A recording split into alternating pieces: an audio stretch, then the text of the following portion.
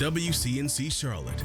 This is Flashpoint, where power and politics collide and the tough questions get asked and answered. Thanks for joining us here on Flashpoint. I'm Ben Thompson. This week, Kamala Harris and her running mate Tim Walz head to Chicago for the 2024 Democratic National Convention. It all comes in a completely unconventional election year marked with candidate changes and life-altering events. Joining us now, two guys who know a thing or two about politics: Catawba College professor Michael Bitzer and Winthrop University professor Scott Huffmon. Gentlemen, welcome back to the show. Always good to see you. Thank you. All right, so I think it's safe to say that it's been a untraditional election season, especially the last month. In your view, how does that change the upcoming Democratic National Convention? Huffmon, I'll start with you. Well, obviously everything about it has changed once Joe Biden dropped out of the race. They had to figure out how to get a new candidate in time to be on the ballot in all of the states. They did not want chaos in a convention. Now, it wouldn't have been the same chaos that, some of the viewers have saw back in the 1968 convention. It wouldn't have been that bad, but seeing chaos on the floor of the convention would be a bad look immediately after the Republican National Convention became unified behind this candidate who, there was an assassination attempt, and who at the convention claimed he was going to bring unity to the trail, which he hasn't seemed to do. But for the sake of the DNC, the Democratic Convention, quickly galvanizing behind Kamala Harris was a real plus. Bitzer, what's your prediction for the DNC? I think certainly it'll be a strong show of party unity. We saw that with the RNC, and part of my thinking about that was it was simply because the RNC is now the Trump RNC. All of the candidates, all of the speakers, are basically in the Trump corner of the Republican Party. Trump Republicanism is now the Republican Party. And I think what we will see at the DNC is the post-July 21st crisis of confidence has gone out the window. And what we see is a real enthusiasm, a real energy back into the Democratic Party. And I think that will convey over the next several days of the DNC, and certainly will culminate with the vice president taking on the presidential nomination and her acceptance speech at the end of the convention. Typically, presidential candidates get a bump from these conventions. It was a bit muted for Mr. Trump because of a variety of news events. So tell me, do you expect that the Kamala Harris-Walz campaign can get a bump out of this and then also take it and run with it going into November? Huffmon, I'll start with you. I think Harris will get a bump out of the convention. She certainly got a bump immediately when she got in the race. There were a lot of relieved Democrats who did not think that Joe Biden could beat Donald Trump. There's just no denying Biden's cognitive decline. If you're an honest Republican, the Donald Trump of 2016 is absolutely not the Donald Trump of 2024. There was a decline there as well, but it was much more visibly clear with Joe Biden. I think that relief that Michael Bitzer talked about was on spot. Another thing of contention which would have come up is if she would have picked Shapiro, who could have easily brought in Pennsylvania, which Biden only barely took in the last election. That would have angered the left of the party, the far left of the party, which is angry about the Palestine, Hamas, Gaza, Israel issue that's ongoing. And so, since Shapiro was so strongly supported by AIPAC and other Jewish PACs, not having him on the ticket means that those voices are going to be muted. And I think part of the bump is actually going to come from Walz, which is really not something you see from a vice presidential candidate. And we've seen it both times. People were excited for Vance coming out of the Republican convention, and then he started saying and doing things that made them scratch their heads. I think every dad joke meme that comes out about Walz during and after the convention are just going to make folks more comfortable with a Harris-Walz ticket. but then the race will converge again. Professor Bitzer, in your mind, coming out of the DNC, what will be stopping the Harris-Walz momentum? I think the basic fundamentals of what we know about American politics. I think we are still a very divided country. This is not going to be, in my estimation, at this point, any type of landslide victory for either side. I think if you look at the polls, they have generally tended to be stable. We have seen the subtle shift since Harris's ascendancy to the top of the ticket, and now with Walz's pick, we see her numbers starting to grow, starting to solidify, but it's not anywhere outside of the range of a 50-50 kind of toss-up election. I think certainly in a state like North Carolina, a lot of folks before Biden's withdrawal in July 21 was thinking this looks like it's going to be another Trump state. We may be seeing it move back into a kind of toss-up dynamic. So I think the fundamentals of what we all, as political scientists look for, that's going to be the expectation moving towards November. We will be hearing from Tim Walz this week at the DNC. Huffmon, in your view, whether it's Walz or whether it's Vance, what do these two men add to their respective tickets? If anything, I know a lot of the conventional wisdom politically is that, VP picks don't really do that much. And that has changed all throughout history. Used to be, well, first off, it used to be whoever got the most electoral college votes became president, and second most became vice president. But then, when parties came into the field, you would pick a candidate who would balance you geographically very often. And then that kind of moved into picking a candidate who would balance you ideologically. And then it sort of, the VP doesn't really matter. I think this time, actually, the VP has mattered a good bit. Vance was, I think, picked in part to try and get at the Rust Belt, working class whites who feel left out by this economy, also hoping to keep Ohio where he's from. I think Walz was picked partially because of his working class roots. He went to small in-state colleges. He was a teacher, a coach, a lifelong Lutheran, just a normal guy that will play well in the Rust Belt. And of the 10 closest states in 2020, Biden got most of them. One of the top 10 he lost was North Carolina, and now he has a chance in North Carolina. But I think Walz will help him keep those that he was so close in before, including he was close in Minnesota, help him keep Wisconsin, Michigan, and we'll see how Pennsylvania plays out. But I think the vice presidents were picked in a way to go head-to-head and to personality-wise and ideologically complement the presidential or soon-to-be presidential nominee. Bitzer, you mentioned it earlier. Last time a Democrat won North Carolina was back in 2008 with Barack Obama. Joe Biden came very close to it a few years ago. Do you think Kamala Harris has that same sort of momentum, as some have said, that Barack Obama had back 16 years ago? Yeah, I think there's some stark differences between what we're seeing now that's more comparable to 2008 than it was in 2012 and 2016 and even 2020.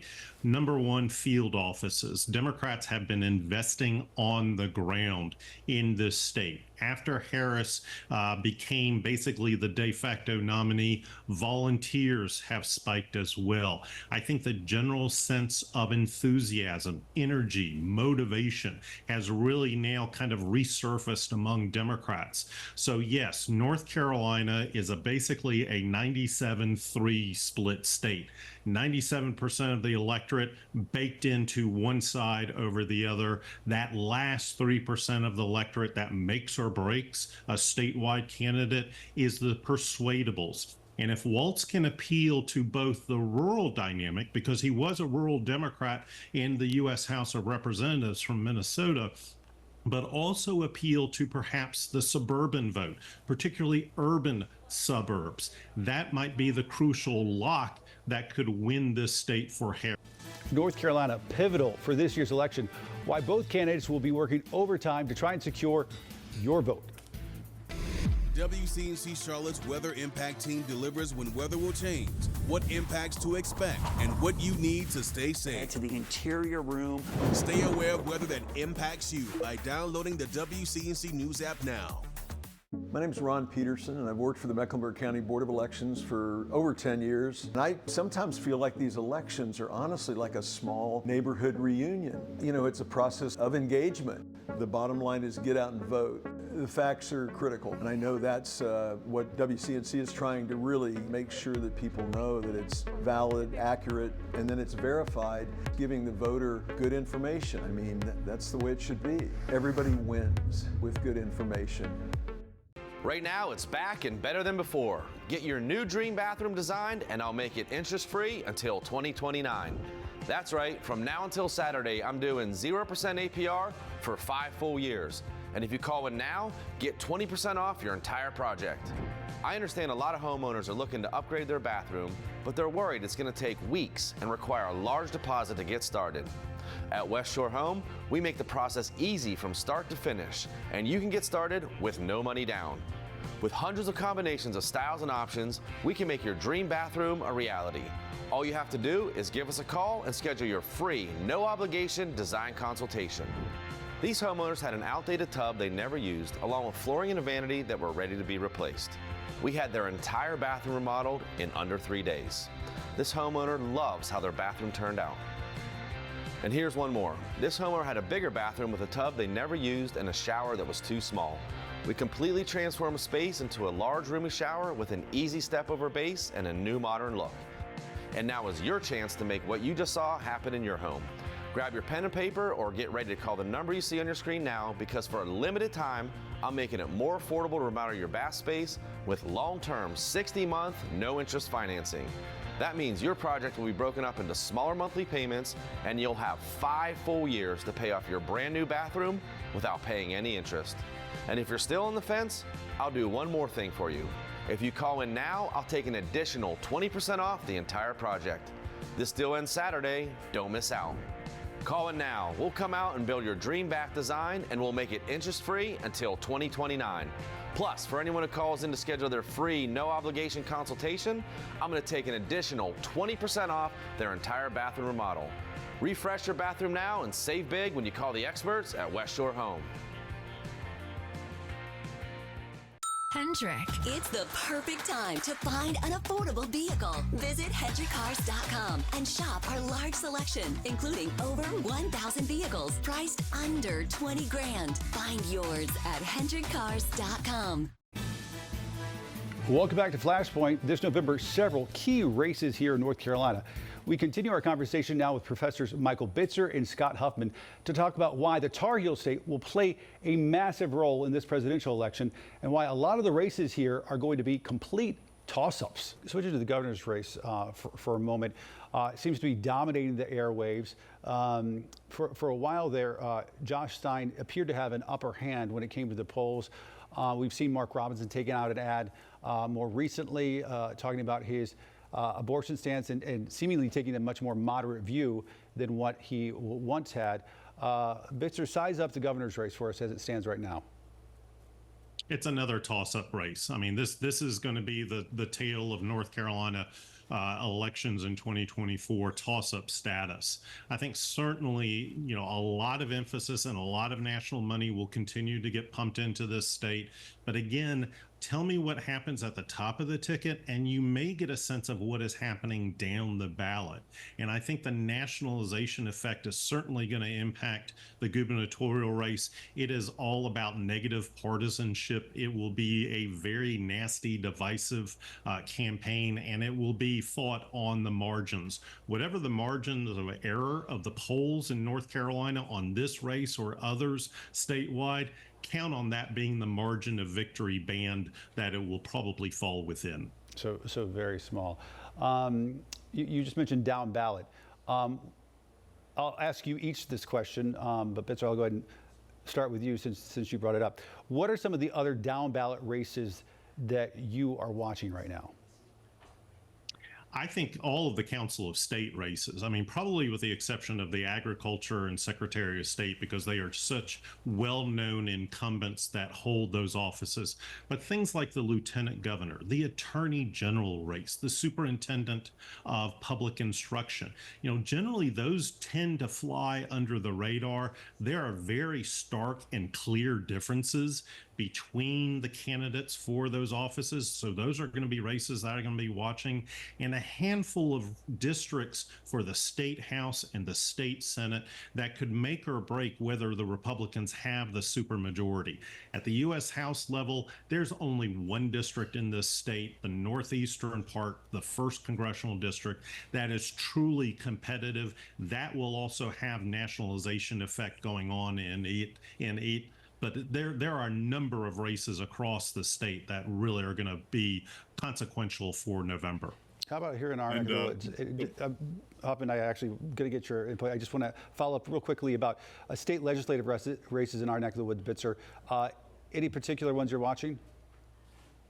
I think all eyes are going to be on the Tricia Cotham district. I believe it's House District 105. That race, the fundraising seems to benefit the Democrats. It's a slight lean Republican district, but again, the intensity of opinion about the incumbent may be something that we'll have to watch very closely on November 5th. And you, Huffman?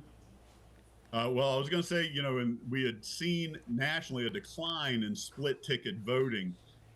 Folks who would vote at a higher level one way, at a lower level another way, because of the partisanship and the divisiveness Dr. Bitzer talked about. But North Carolina is interesting in that since 2020, and he has documented this. Dr. Bitzer has documented this closely. The rise in unaffiliated voters, and that is that negative partisanship he alluded to. So you're going to have fewer people who are going to be willing to go straight down the line, Republican, Republican, Republican, Democrat, Democrat, Democrat. And that puts a lot more of those races in play. So we often think about, partisanship as simply left or right, but there is an orthogonal dimension to that too, and that is pro-party and anti-party. And there are a lot more people who despise political parties, whether they lean left or right. And we're seeing that in those unaffiliated numbers, which are higher than both registered Republicans and registered Democrats in North Carolina. Yeah, we saw it coming for years, and it finally happened. All right. Michael Bitzer, Scott Huffman, two of my favorite guests. You always make me smarter. Thanks for coming on. We appreciate it. Up next on Flashpoint, why folks planning to vote with an absentee ballot this year will want to pay extra close attention to some new deadlines. WCNC Charlotte is celebrating 10 years of Clear the Shelters. Join us as we partner with area shelters and rescues, helping find pets a forever home. Visit WCNC.com/cleartheshelters to see how we can all impact our community. So what do you think about these?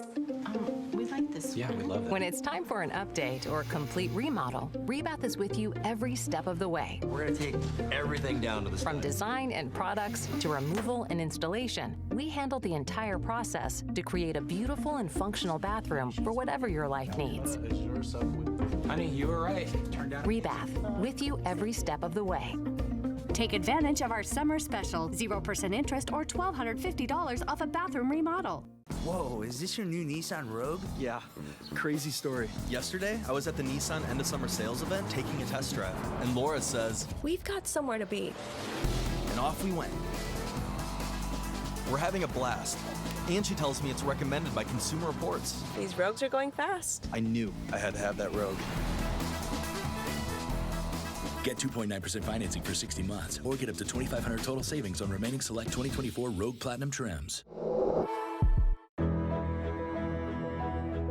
These were my great-grandpappy's glasses. And now they're yours, son. Why can't I just get my own? No, these have at least a few hundred years left in them. I think the kid needs his own. Get 2 pairs of glasses and a free eye exam for $79, all same day. Yeah, I want my own. Stanton Optical. Easy's our thing. We're celebrating 10 years of Clear the Shelters. Join WCNC Charlotte as we partner with area shelters and rescues, helping to find pets a forever home. Learn how you can make an impact at WCNC.com/cleartheshelters. Welcome back to Flashpoint. If you plan to vote by mail this November, it's important to note there will not be a 3-day grace period for your ballot as there has been in the past. This will be the first presidential election since this rule changed. After our primary earlier this year, WCNC Charlotte's Julia Kaufman broke down what this change really looks like. When North Carolinians voted by mail in previous elections, their ballots had a 3-day grace period to get to the county election office. That grace period is gone, and now ballots marked as returned after deadline are piling up. 31.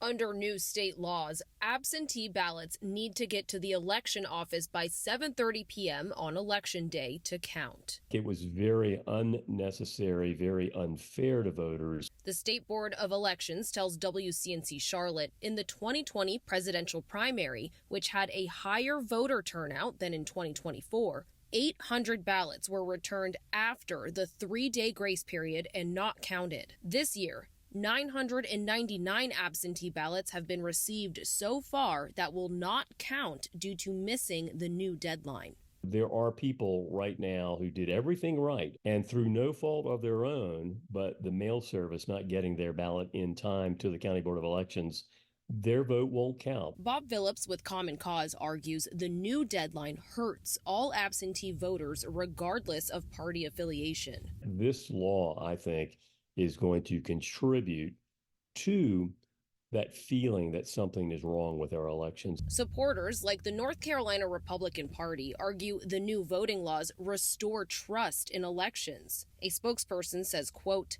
"The changes enacted by the General Assembly to strengthen election integrity and create one singular deadline worked as intended. These laws are reasonable, common sense efforts to create certainty and transparency in the election process."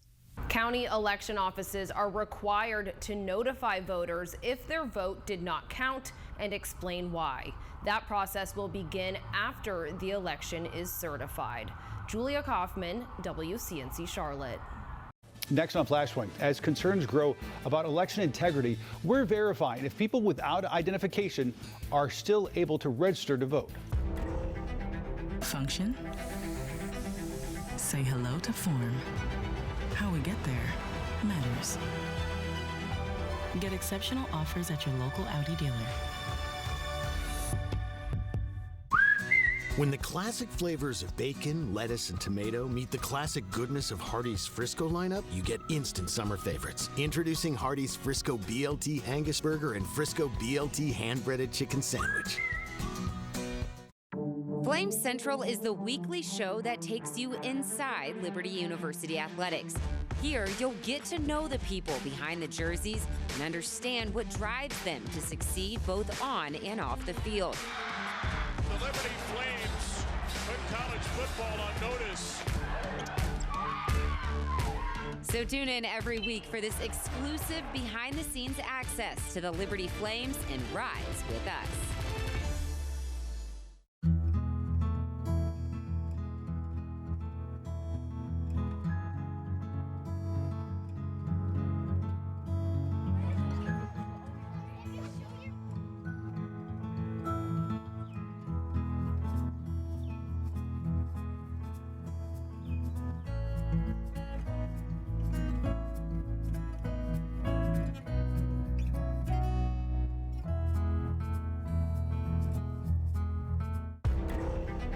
Function. Say hello to form. How we get there matters. Get exceptional offers at your local Audi dealer. The greatest meal deal for your buck? Hardee's Original Bag. Just $5.99.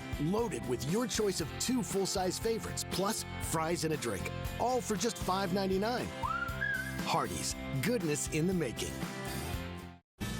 Welcome back to Flashpoint. A viral claim online says more than 2 million people in just 3 states have registered to vote without an ID this year. The post suggests those voters might be in the country illegally. Casey Decker with our Verified team looked into the data to see if those claims are true. This viral post, boosted by Elon Musk, claims millions of people are registering to vote without showing a photo ID and implies those people are in the country illegally. It says that more than 2 million people in just Arizona, Pennsylvania, and Texas have registered without ID since the start of this year. So is that true? Let's verify. Our sources: the Social Security Administration, the Bipartisan Policy Center, the American Association of Motor Vehicle Administrators, and elections officials in those 3 states. The numbers in this post are not the number of people who registered to vote without photo ID. In fact, they're not even the number of people who registered to vote. The total number of people registered this year in those 3 states is significantly smaller than the numbers in the post.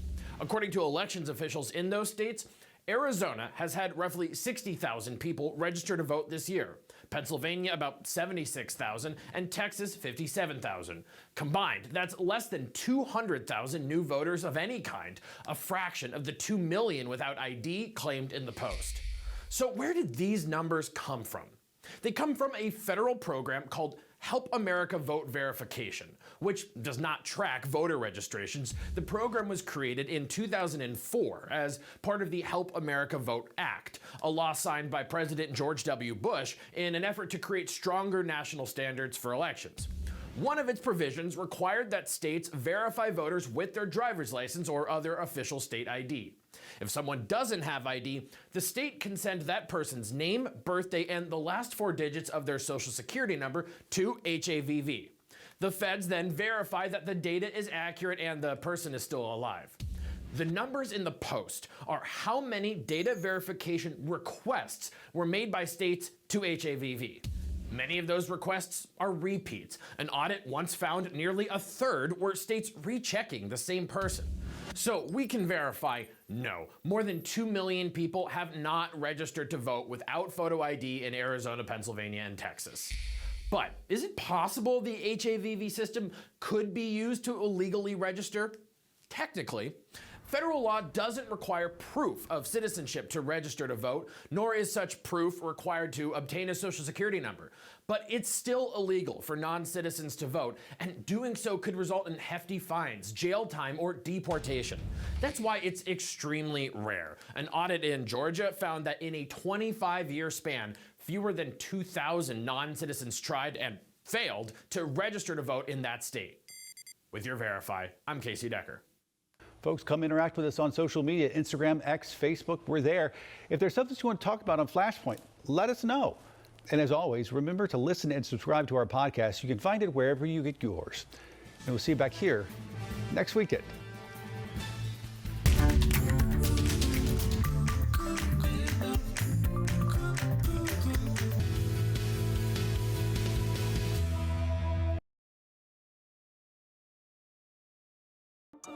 Question everything and verify with WCNC Charlotte.